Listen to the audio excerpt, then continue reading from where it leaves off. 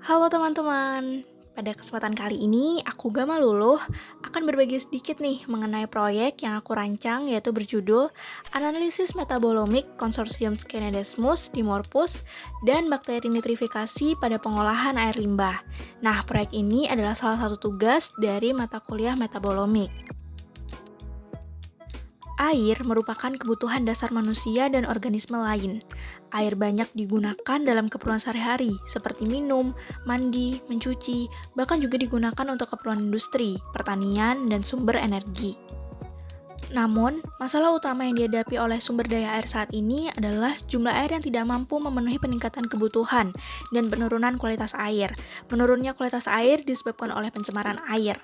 Sumber pencemaran air berasal dari limbah rumah tangga, industri, pertanian, dan sebagainya. Salah satu parameter penurunan kualitas air adalah melimpahnya unsur hara seperti nitrogen dan fosfor di perairan. Pencemaran bahan kimia organik ini di perairan akan berakibat pada besarnya pengendapan bahan organik, sehingga perairan akan mengalami penyuburan yang lama-kelamaan menyebabkan penangkalan. Nah, penangkalan pada perairan bukan hanya berakibat pada kualitas air, namun juga berakibat pada ekosistem di perairan. Nah, saat ini banyak sekali metode bioremediasi yang diaplikasikan untuk mengatasi permasalahan limbah. Salah satunya dengan menggunakan konsorsium mikroalga dan bakteri. Menurut literatur, bentuk konsorsium akan memaksimalkan proses bioremediasi. Mekanisme di balik efisiensi treatment ini dapat dikaitkan dengan interaksi antara alga dan bakteri, meliputi pertukaran sinyal atau metabolit, transfer gen horizontal, serta perubahan lingkungan untuk mempengaruhi pertumbuhan keduanya. Sudah banyak penelitian yang menggunakan konsorsium mikroalga dan bakteri untuk proses bioremediasi. Pada sistem kultur Cyanobacter, Acinetobacter, dan Nocardiiform digunakan untuk mengolah air limbah minyak mentah dan dapat bekerja 60% lebih baik jika dibandingkan dengan sistem alga tunggal. Selain itu, kultur konsorsium Cholera vulgaris dan Azorphyllum menunjukkan laju penghilangan amonia meningkat hingga 93%. Selain itu, pada penelitian lain membahas konsorsium Scenedesmus dimorphus dan bakteri nitrifikasi untuk bioremediasi air limbah yang kaya unsur N dan P. Efisiensi konsorsium untuk menghilangkan unsur N mencapai 78% dan unsur P hingga 100%. Namun yang menarik dari penelitian ini adalah kondisi bioremediasi pada keadaan autotrofik, yang artinya tidak ada sumber karbon organik. Selain itu, base kultivasi tidak berikan aerasi, artinya tidak ada suplai oksigen. Padahal bakteri nitrifikasi sendiri membutuhkan oksigen untuk oksidasi amonia menjadi nitrat. Dan lebih menarik adalah jumlah mikroalga yang diberikan hanya 1:5 dari bakteri nitrifikasi. Berbeda dengan penelitian yang sebelumnya telah dibahas, yang menggunakan karbon organik dan aerasi O2 yang tinggi. Kemudian, hasil pola pertumbuhan juga menunjukkan bahwa laju pertumbuhan dan kandungan klorofil A konsorsium lebih tinggi jika dibandingkan dengan kultur hanya alga. Asumsi yang dituliskan pada jurnal adalah bakteri dapat menunjang pertumbuhan mikroalga, namun perlu studi lebih lanjut. Scanedismus dimorphus sendiri merupakan freshwater mikroalga. Selnya berbentuk elips dengan memiliki duri yang berbentuk seperti tanduk. Selnya dapat membentuk koloni dengan suhu optimum yaitu 8-30 derajat Celcius. Merupakan mikroalga fotoautotrof, ketika tidak ada cahaya dapat menggunakan karbon sebagai sumber energinya.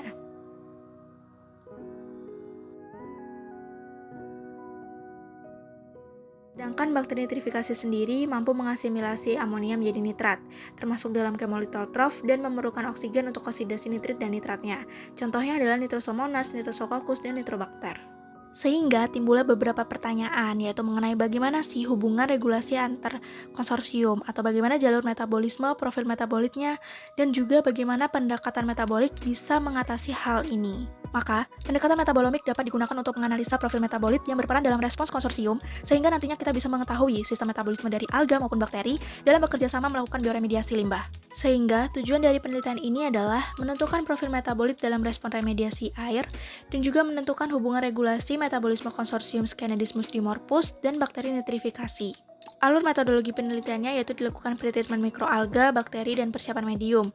Kemudian desain eksperimen, serta hasil kultivasi akan dianalisis parameter kimianya dan dilanjutkan analisis menggunakan GC-MS. Hasilnya kemudian dianalisis. Yang pertama yaitu pretreatment mikroalga dan bakteri. Mikroalga dikultivasi pada medium bolt basal selama 7 hari, kemudian sel harus memiliki nilai TDS 560 mg per liter untuk diproses selanjutnya. Sedangkan bakteri diambil dari lumpur aktif pengolahan air limbah wastewater treatment plant PT Suracipta di Jawa Barat. Sel harus memiliki nilai TSS 1200 mg per liter dan dianalisa pada tahap selanjutnya. Kemudian untuk persiapan mediumnya digunakan bolt basa medium dengan modifikasi yaitu ditambahkan amonia, nitrat, dan fosfat. Sedangkan bahan lainnya dapat dilihat pada slide. Lanjut pada tahap desain eksperimen. Percobaan batch dilakukan pada fotobioreaktor silinder. Reaktor 1 berisi kultur tunggal mikroalga, reaktor 2 berisi kultur tunggal bakteri, dan reaktor 3 mengandung keduanya pada rasio 1:5 W per W. Masing-masing perlakuan diinkubasi dengan kondisi seperti pada slide. Masing-masing perlakuan dan analisis parameter pertumbuhan dan kimianya. Pertumbuhan mikroalga diidentifikasi dari berat kering dan kandungan klorofil A tiap 12 jam. Sedangkan analisis kimia meliputi kadar DO, analisis amonia, nitrat, dan fosfat. Kemudian juga dilakukan analisis laju konsumsi oksigen. Sebelum dilakukan analisis GC-MS, sampel perlu diekstraksi dan diderivatisasi. Sampel yang telah diliofilisasi kemudian diekstraksi pada metanol, kloroform, dan 2-klorofenilalanin. Kemudian hasil ekstraksi disentrifugasi dan ditambahkan metoksiamina hidroklorida dan diinkubasi pada 30 derajat Celcius selama 90 menit. Ditambahkan reagen BSTFA dan N-heksana. Dilanjutkan derivatisasi 70 derajat Celcius selama 60 menit dan hasil ditempatkan pada suhu kamar. Hasilnya bisa langsung dianalisis untuk GC-MS. Kemudian dilakukan analisis GC-MS dengan helium sebagai gas pembawanya dan setup seperti pada slide. Kemudian dilakukan analisis data yaitu hasil dari GC-MS dianalisis pada software Chromatov dan nama-nama metabolitnya dimasukkan ke dalam software Omics-Bin dan KGG untuk dianalisis jalur metabolismenya. Untuk output data yang diharapkan yaitu yang pertama dari pertumbuhan dan parameter kimianya meliputi laju pertumbuhan tiap perlakuan, kandungan klorofil A, laju penyisihan amonia, nitrat, dan fosfat tiap perlakuan, efisiensi penyisihan N dan P, kemudian laju konsumsi oksigen. Data-data ini dapat digunakan sebagai data penunjang untuk analisis metabolismenya. Data hasil GC-MS akan berbentuk seperti pada gambar. Dilakukan pemfilteran data. Standar internal dan puncak positif semua yang diketahui, seperti puncak yang disebabkan oleh noise, blood di kolom, dan prosedur derivatisasi BSTFA dihapuskan. Kemudian selanjutnya data dinormalisasi menggunakan jumlah intensitas puncak di setiap sampel pada software Chromatov. Kemudian, hasil dari GC-MS ditampilkan dalam plot score 2 dimensi untuk memodelkan perbedaan area dari metabolit yang diidentifikasi dari setiap perlakuan atau biasa disebut PCA. Dari hasil skor plot ini, nantinya dapat disimpulkan apakah metabolisme dari mikroalga dipengaruhi secara signifikan oleh bakteri, sesuai dengan perilaku treatment yang berbeda-beda. Dari hasil PCA ini juga akan dihasilkan nilai R2X dan Q2 yang menunjukkan ketahanan dari model. Metabolit yang dimodelkan dengan baik memiliki nilai R kuadrat dan Q2 lebih dari 0,5.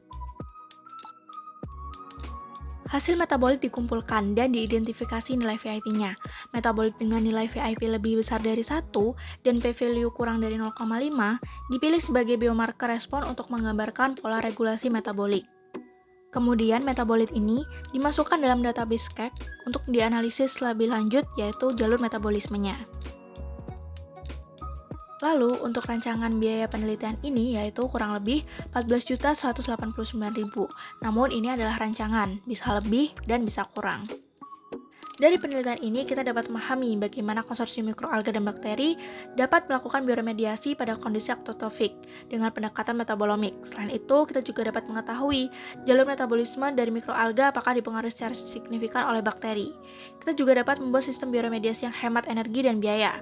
Kemudian juga diharapkan data metabolit ini berguna untuk analisis lanjutan, yaitu analisis rekayasa genetik untuk memaksimalkan potensi dari konsorsium Scaridismus dimorphus dan bakteri nitrifikasi sebagai agen bioremediasi. Sekian informasi dari saya. Apabila ada pertanyaan, silakan komen di bawah ya. Terima kasih dan sampai jumpa.